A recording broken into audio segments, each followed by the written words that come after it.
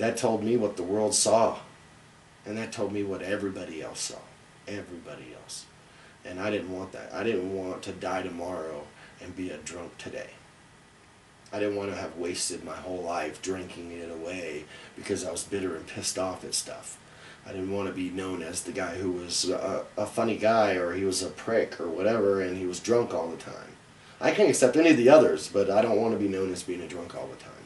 And that was almost enough to get me to quit. And we all go through drama or whatever, and I probably mouthed off to somebody and they blasted me, but I don't know how I got home, lost my wallet, lost my keys, had bumps and bruises, bit my tongue. I mean, that says I got knocked out, you know.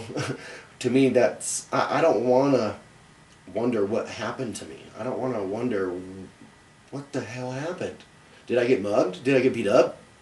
Did I smart off to some dude and he just didn't want to hear it anymore?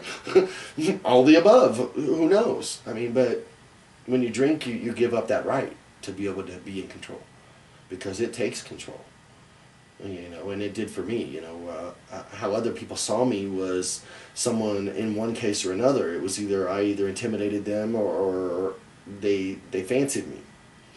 And if they fancied me, when I drank, I would try to manipulate. I'd try to get something out of it. If I was at the bar, it was to get that drink, you know, but or whatever the case may be. Get a better deal on product or something from someplace or somewhere, you know. It was always, well, why of them, you know, what's in it for me? Well, when I quit drinking, I wanted to take a different look on everything. I wanted to have a different view of everyone. And I really honestly wanted to be a different person. And as things started to do good and go better, and I quit drinking, and this occurs, and then I get into school, and I immediately find out I'm pretty smart. And then I get into arm wrestling, and I find out I'm pretty good at it. But yet, in all of this, this is neat for me. I'm loving life. In the back of my mind all the while, I'm still that piece of shit to people. I'm still that drunk person to people. I'm still that person that manipulated them, or that person that owes them $10 because I told them I was in pain and I needed to get rid of my pain, and I would go get drunk.